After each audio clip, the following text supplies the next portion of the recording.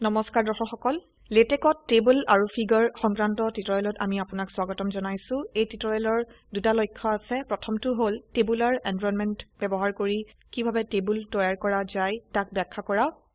দ্বিতীয়টো হ'ল table environment ব্যৱহাৰ কৰি কিভাবে এটা লেটেক ডকুমেন্টত টেবুল অন্তৰ্ভুক্ত কৰা যায় তাক শিকা ফিগাৰ বা আকৃতি অন্তৰ্ভুক্ত কৰিবলৈও অনুৰূপ পদ্ধতি অৱলম্বন কৰা যাব পাৰে টাইটেল পেজ বা শিৰোনামৰ পৃষ্ঠা কিভাবে তৈয়াৰ কৰিবলৈ হয় আমি আগতেই দেখিছো ইয়াত শিৰোনাম লেখকৰ নাম আৰু প্ৰচলিত কপিৰাইট চিহ্ন সংক্ৰান্ত তথ্য আছে এইবোৰ আমি ইকুৱেশ্যনছ সংক্ৰান্ত টিউটৰিয়েলতো দেখিছো সৰ্বশেষ শাৰীত আজিৰ তাৰিখ দেখা গৈছে যি এই কমাণ্ডৰ দ্বাৰা তৈয়াৰ কৰা হৈছে এইবাৰ দ্বিতীয় পৃষ্ঠাত যোৱা যাওক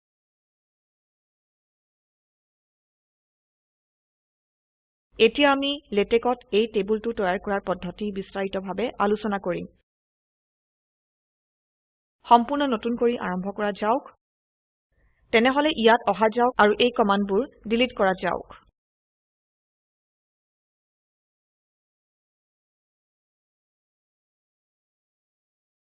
এইবাৰ এইটো কম্পাইল কৰা হ'ল এবাৰ এই সম্পূৰ্ণ খালী ডকুমেন্টৰ পৰা আলোচনা আৰম্ভ কৰা যাওক begin টেবুলাৰ আৰু end টেবুলাৰ কমাণ্ডৰ দ্বাৰা টেবুলাৰ এনভায়ৰনমেন্ট তৈয়াৰ কৰা যায় তেনেহলে ইয়াত এইটো কৰা যাওক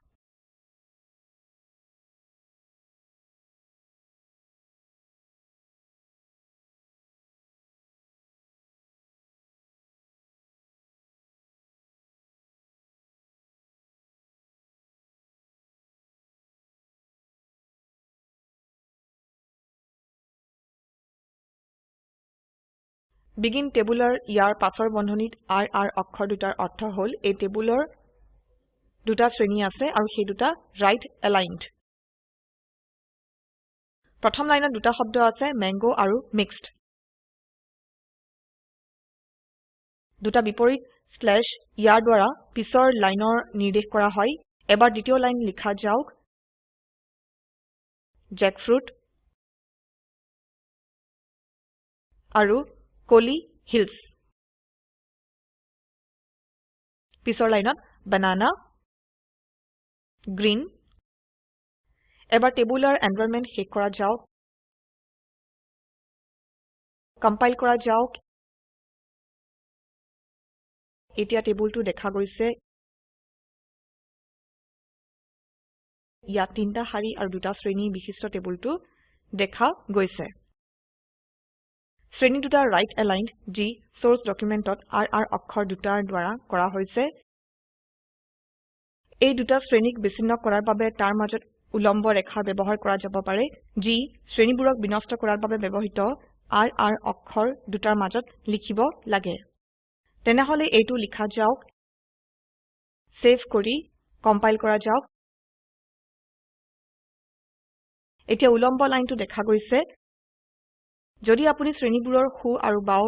পাশতো এই উলম্ব লাইন ৰাখিব বিচাৰে তেনেহলে আপুনি এইবোৰক উপযুক্ত স্থানত বহাব পাৰে সেইটোক লিখা যাওক এবাৰ সেভ কৰি কম্পাইল কৰা যাওক এতিয়া এইবোৰ দেখা গৈছে প্ৰকৃতপক্ষে আপুনি আৰু বেছি উলম্ব লাইন ৰাখিব পাৰে ইয়াত শ্ৰেণীবোৰৰ বাওফালে আৰু এটা উলম্ব লাইন ৰেখা বহুৱা যাওক কম্পাইল কৰাৰ পিছত এই লাইনটো দেখা গৈছে তেনেহলে এতিয়া দুটা উলম্ব লাইন দেখা গৈছে এবাৰ শ্ৰেণীবোৰৰ বিভিন্ন এলাইনমেন্ট বা বিন্যাস লৈ আলোচনা কৰা যাওক ইয়াত ৰ 2 পৰিবৰ্তন কৰি C লিখা যাওক যাতে দ্বিতীয় শ্ৰেণীটো চেণ্টাৰ এলাইনড হয়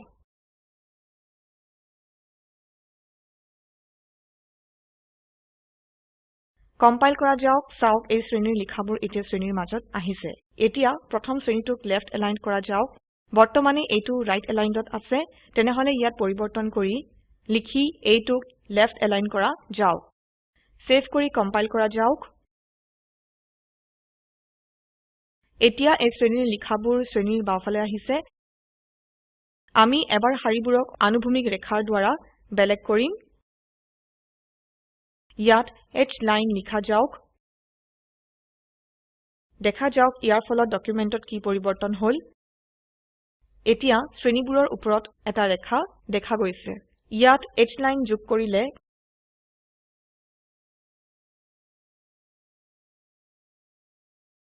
ইয়াতো এটা ৰেখা দেখা যাব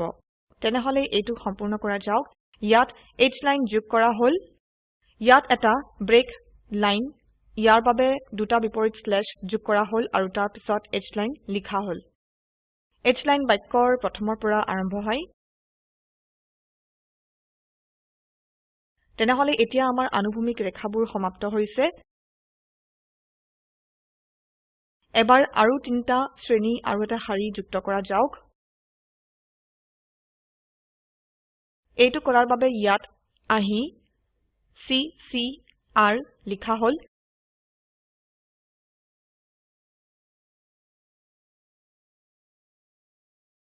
তেনেহলে আমি আৰু তিনটা শ্ৰেণী যুক্ত কৰিছো যি প্ৰথম দুটা সেন্টাৰ এলাইনড আৰু তৃতীয়টো ৰাইট এলাইনড ইয়াত লিখা যাওক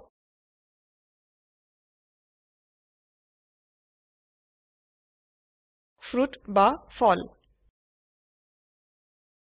টাইপ বা প্ৰকাৰ নাম্বাৰ অফ ইউনিটছ বা সংখ্যা কষ্ট পাৰ ইউনিট বা এটা ফলৰ দাম কষ্ট ৰুপিস বা সম্পূৰ্ণ মূল্য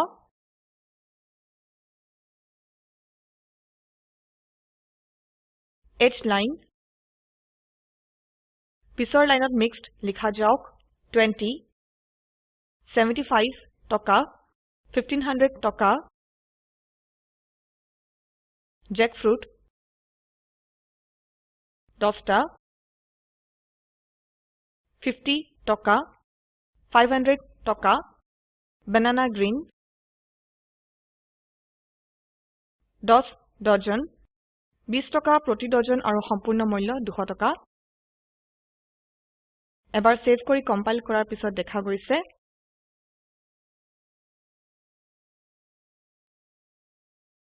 টেবুলটো তৈয়াৰ হৈ গৈছে লক্ষ্য কৰক এই ক্ষেত্ৰত সংখ্যাবোৰক যোগ কৰাৰ বাবে ৰাইট এলাইনমেন্টৰ প্ৰয়োজন আছিল ধৰা যাওক আমি এই পাঁচটা শ্ৰেণীক দুই ভাগত ভাগ কৰিবলৈ বিচাৰো উদাহৰণস্বৰূপে ইয়াত এই দুটা শ্ৰেণীত ফল সংক্ৰান্ত তথ্য আৰু এই তিনটা শ্ৰেণীত ফলৰ মূল্য সংক্ৰান্ত তথ্য আছে এটা মাল্টি কলম কমান্ডৰ দ্বাৰা কৰা যাব পাৰে এইটো এনে ধৰণৰ কৰো মাল্টি কলম দুটা শ্ৰেণী লোৱা যাওক 2 সেন্টাৰ এলাইনড ফ্ৰুট ডিটেইলছ প্ৰথম দুটা শ্ৰেণীৰ তথ্য লোৱা হৈ গৈছে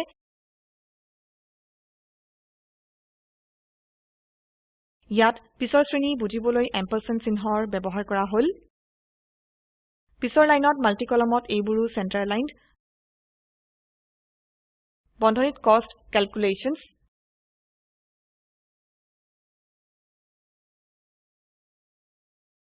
স্লেশ H লাইন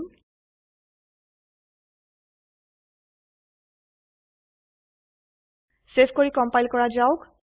তেনেহলে প্ৰথম দুটা শ্ৰেণীৰ শিৰোনাম হল ফ্ৰুট ডিটেইলছ আৰু পিছৰ তিনটা শ্ৰেণীৰ শিৰোনাম হল কষ্ট ক্যালকুলেশনছ এতিয়া এই দুটা শ্ৰেণীৰ মাজত উলম্ব ৰেখাবোৰ দেখা নাই যোৱা তেনেহলে হেতু কৰা যাওক ইয়াত আমি দুটা উলম্ব ৰেখা বিচাৰো ইয়াত আমি এটা উলম্ব ৰেখা বিচাৰো আগৰ পৰা ইয়াত এই লাইনটো আছিল ইয়াত এইটো যোগ কৰা যাওক কম্পাইল কৰি দেখা যাওক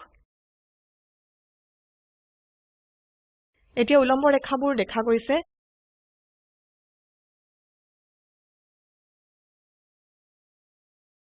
যিহেতু 2 আৰু 3ক অক্ষৰ বিশিষ্ট আৰ্গুমেন্ট এইবোৰক বন্ধনী নোহোৱাকৈ লিখা যাব পাৰে তেনেহলে বন্ধনীবোৰ আঁতৰাই দিয়া যাওক চাওক একেই আউটপুট দেখা গৈছে কিন্তু সময়ত এটা শ্ৰেণীত অনুভূমিক ৰেখা অঙ্কন কৰাৰ প্ৰয়োজন থাকে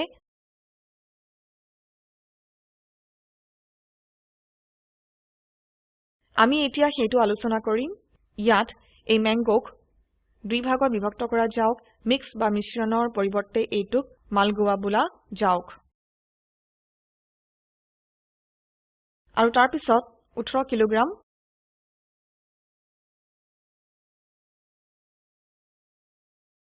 50 কিলোগ্ৰাম এইটো ডিলিট কৰা যাওক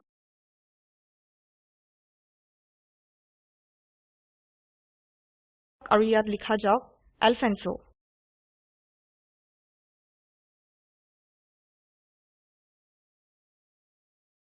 2 ডজন প্ৰতি ডজন 300 টকা আৰু টোটেল হল 1500 টকা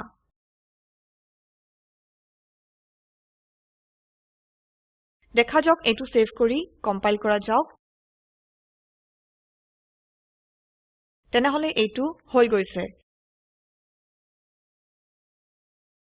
এতিয়া দেখা গৈছে এই লাইনটো ইয়াত আৰু ইয়াতো আহি গৈছে কিন্তু আমি এইটো আৰু এইটোক নিবিচাৰো এইটোক সঠিক কৰাৰ বাবে অনুভূমিক ৰেখাৰ পৰিৱৰ্তে দ্বিতীয়ৰ পৰা চতুৰ্থ শ্ৰেণীত C লাইন ব্যৱহাৰ কৰিবলৈ হ'ব C লাইন 2 পৰা 4 পৰ্যন্ত আমি এইটোক ইয়াত কৰা উচিত আছিল তেনেহলে এইটো কৰা যাওক ইয়াত H লাইন ইয়াত C লাইন 2 পৰা 4 পৰ্যন্ত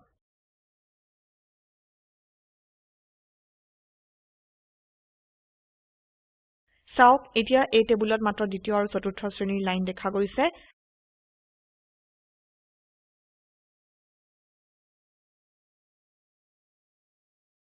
তেনেহলে এই টেবুলত এই সেন্ট্ৰেল লাইনটোৰ দ্বাৰা আমাৰ ভাৰতবৰ্ষৰ পৰা দুটা প্ৰিয় আমত ভাগ কৰা হৈছে আমি এই উদাহৰণটো এই টেবুলত এটা শেষৰ শাৰী যুক্ত কৰি সমাপ্ত কৰিম তেনেহলে এইটো কৰা যাওক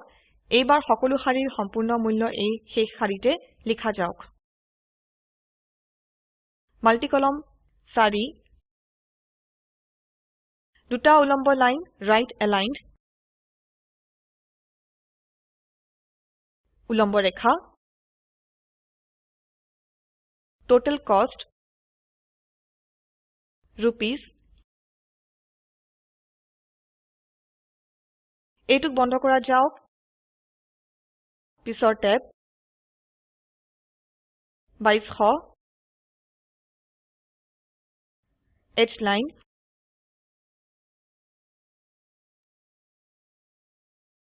কম্পাইল কৰা যাওক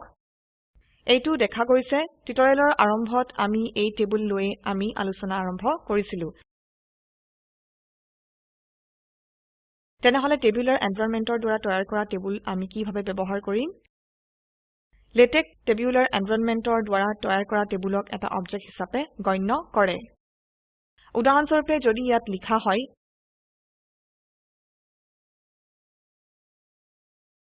This is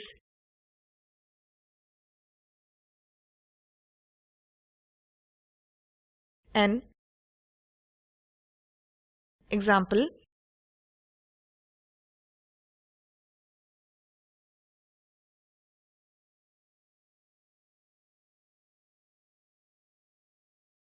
আৰু তলত লিখা যাওক This is an example table এইবাৰ সেভ কৰি কম্পাইল কৰা যাওক এতিয়া টেবুলটো এই দুটা লিখাৰ মাজত আহিছে This is an example to example table টেবুলটো এই বাক্যৰ অংশত দেখা হয় Center environment ব্যৱহাৰ কৰি টেবুল অন্তৰ্ভুক্ত কৰা যায় সাধাৰণতে টেবুল এনভাইৰনমেন্টৰ দ্বাৰাই টেবুল অন্তৰ্ভুক্ত কৰা যায় এইটো দেখা যাওক ইয়াত অহা যাওক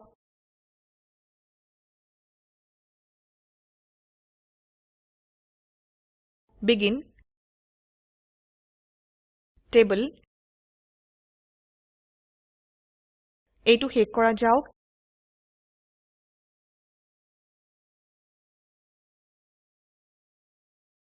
কম্পাইল কৰাৰ পিছত এতিয়া This is an example table সেই বাক্যটো বেলেগভাৱে দেখা গৈছে আৰু begin table আৰু end tableৰ মাজত যি আছে সেইটো বেলেগভাৱে টেবুল হিচাপে দেখা গৈছে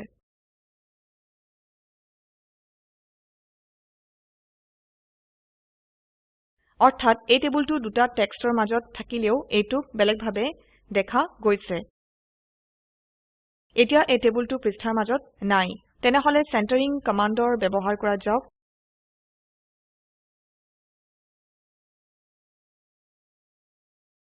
এতিয়া টেবুলটো ডকুমেন্টৰ মাজখনত দেখা গৈছে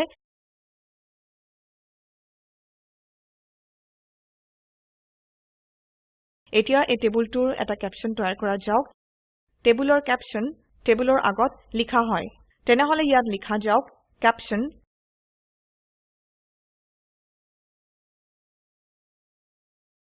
Cost of fruits in India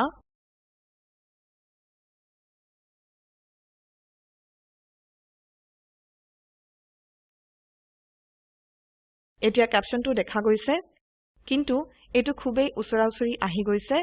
আমি এটা খালি জায়গা ৰাখিব বিচাৰো এইটো vspace কমান্ডৰ দ্বাৰা কৰা যাব পাৰে 1ex s অক্ষৰ লিখিবলৈ যিমান স্থান লাগে এই কমান্ডৰ দ্বাৰা সেইটো স্পেস তৈয়াৰ কৰা যায় তেনেহলে আমি উলম্বভাৱে এটা স্পেস এৰি দিছো এতিয়া এইটো দেখিবও সুন্দৰ লাগিছে লেটেকে স্বয়ংক্ৰিয়ভাৱে পৃষ্ঠাৰ প্ৰথমত টেবুল অন্তৰ্ভুক্ত কৰে পিছত যি খালি স্থান আছে তাতেই টেবুলটো অন্তৰ্ভুক্ত হয় টেবুলটো পিছৰ উপলব্ধ স্লটত ফ্লোট হয় এইটোক আৰু বিস্তাৰিতভাৱে দেখাৰ বাবে ডকুমেন্টৰ শেষৰ পৰা কিছু লিখা কাট কৰি ইয়াত পেস্ট কৰিবলৈ হ'ব আগত এইটোক ডিলিট কৰা যাওক এইটোকো ডিলিট কৰা যাওক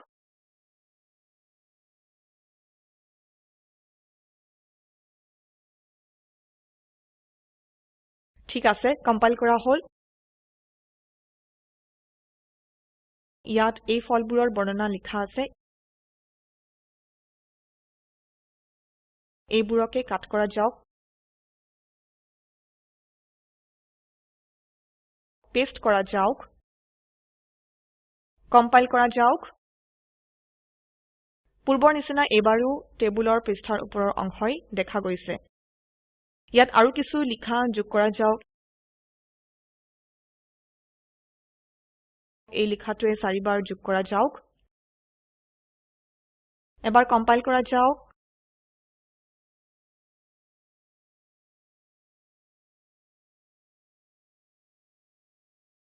চাওক টেবুলটো দ্বিতীয় পৃষ্ঠাত চলি গৈছে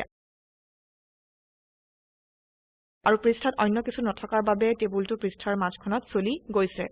ইয়াত এই লিখাটো আৰু এবাৰ যোগ কৰা যাওক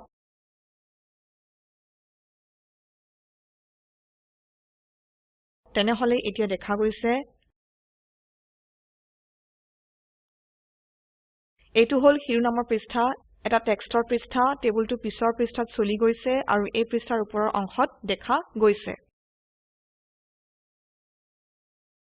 সমীকৰণৰ নিচিনা ইয়াতো আমি লেবেল তৈয়াৰ কৰিবলৈ পাৰো আৰু ৰেফাৰেন্স হিচাপে সেইটোক ব্যৱহাৰ কৰিবলৈ পাৰো উদাহৰণস্বৰূপে এই কমান্ডটো ক্যাপশন কমান্ডৰ তলত লিখা যাওক এইটো ক্যাপশন কমান্ডৰ তলত দিয়া প্ৰয়োজনীয় কাৰণ ক্যাপশন কমান্ডৰ দ্বাৰা টেবুলটোৰ নম্বৰ দিয়া হয় টেবুলটোৰ নম্বৰ 1 দেখা গৈছে ক্যাপশন কমান্ডৰ পিছত লেবেল কমান্ডটো দিলে লেবেল কমান্ড ক্যাপশন কমান্ডৰ দ্বাৰা দিয়া নম্বৰটো ব্যৱহাৰ কৰে লেবেল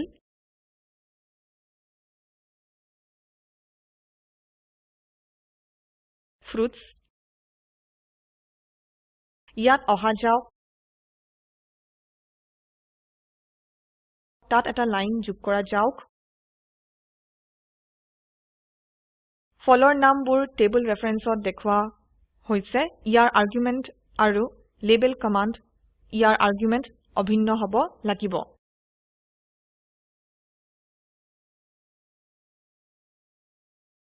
টেব fruits এইবাৰ কম্পাইল কৰা যাওক সেই ইয়াতে আছে প্ৰথম কম্পাইলেচনত এই ভেৰিয়েবলৰ কোনো মান দেখা নাই তেনেহলে পুনৰায় কম্পাইল কৰা যাওক এতিয়া এইটো সঠিকভাৱে দেখা গৈছে আমি খুব সহজেই টেবুলৰ তালিকা তৈয়াৰ কৰিবলৈ পাৰো এইটোক দেখা যাওক মেক টাইটেল কমান্ডৰ পিছত এক শব্দ বিশিষ্ট কমান্ড লিষ্ট অফ টেবলছ যোগ কৰা যাওক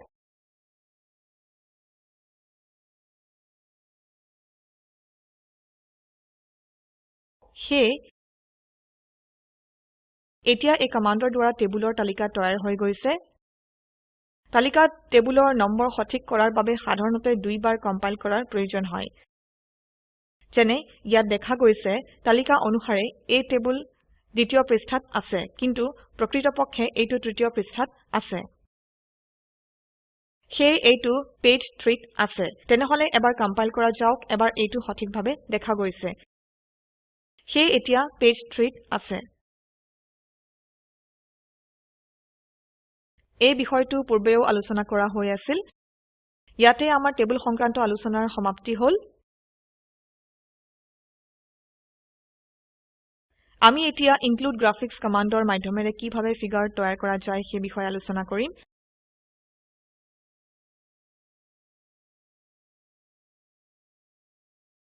ইয়াৰ বাবে আমাৰ ডকুমেন্টত গ্ৰাফিক্স নামৰ পেকেজটো অন্তৰ্গত কৰিবলৈ হ'ব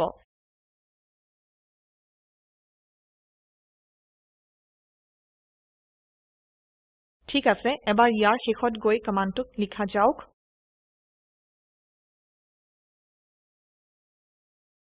begin figure include graphics width equals line width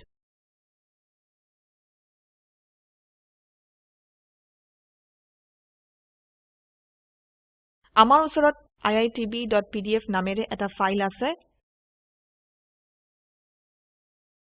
চাওক এইটো আছে এই ফিগাৰ width বা প্ৰস্থ এটা লাইনৰ width ইয়াৰ সমান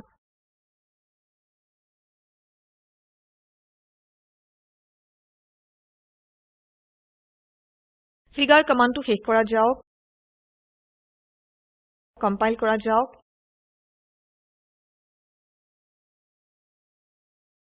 ইয়াত এইটো আছে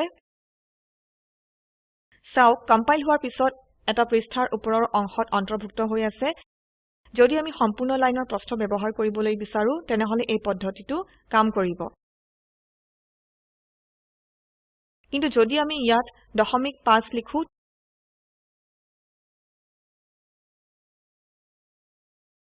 তেনেহলে কম্পাইল হোৱাৰ পিছত এটা অৰ্ধক লাইনৰ প্ৰস্থ ব্যৱহাৰ কৰিব ফিগাৰটো আকাৰত সৰু আৰু লেফ্ট এলাইনড টেবুলতো যদি আমি চেণ্টাৰিং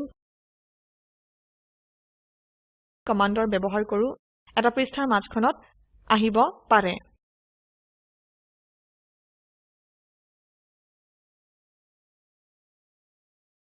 আমি ইয়াত ক্যাপশনো তৈয়াৰ কৰিবলৈ পাৰো ফিগাৰ অন্তৰ্ভুক্ত কৰাৰ পিছত তাৰ ক্যাপশন অন্তৰ্ভুক্ত কৰা হয় caption Golden Jubilee logo of IIT Bombay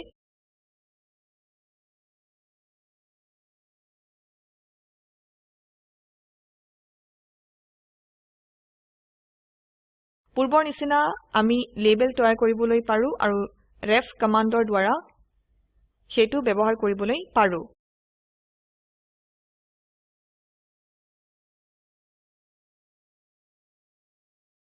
আমি টেবুলৰ তালিকা ইয়াৰ সৈতে ফিগাৰৰ তালিকাও দেখাব পাৰো মন কৰক আমি ফিগাৰৰ তালিকাও দেখিব বিচাৰো লিষ্ট অফ ফিগাৰ্ছ সেই কমান্ডটো যোগ কৰা যাওক কম্পাইল কৰা যাওক এইটোক দুইবাৰ কম্পাইল কৰা যাওক ইয়াত ফিগাৰৰ তালিকা অন্তৰ্ভুক্ত হৈ গৈছে ফিগাৰৰ ক্যাপশনবোৰ ইয়াত দেখা যাব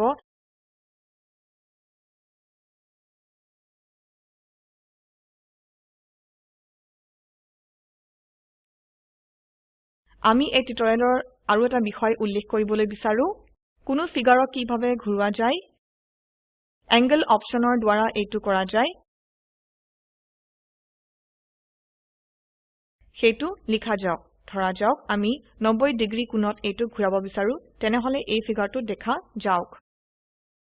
কম্পাইল কৰা যাওক এইটো 90 ডিগ্ৰী কোণত ঘূৰি গৈছে ফিগাৰটো -90 ডিগ্ৰীত কোণটো ঘূৰোৱা যাব পাৰে ঠিক আছে তেনেহলে এইটো হল ফিগাৰ অন্তৰ্ভুক্ত কৰাৰ পদ্ধতি ইয়াত আমি মন কৰিছো যে আমাৰ ওচৰত iitb.pdf আগৰ পৰাই আছিল ইয়াতে এই টিউটৰিয়েলটো সমাপ্তি হল যোনে লেটেক নতুন শিকিবলৈ আৰম্ভ কৰিছে তেখেতলোকে লেটেক সোৰ্স ডকুমেন্টটো অলপ কিছু পৰিবৰ্তন কৰাৰ পিছতেই কম্পাইল কৰি চোৱা উচিত যে সেইটো সঠিকভাৱে কম্পাইল হৈছে কি নাই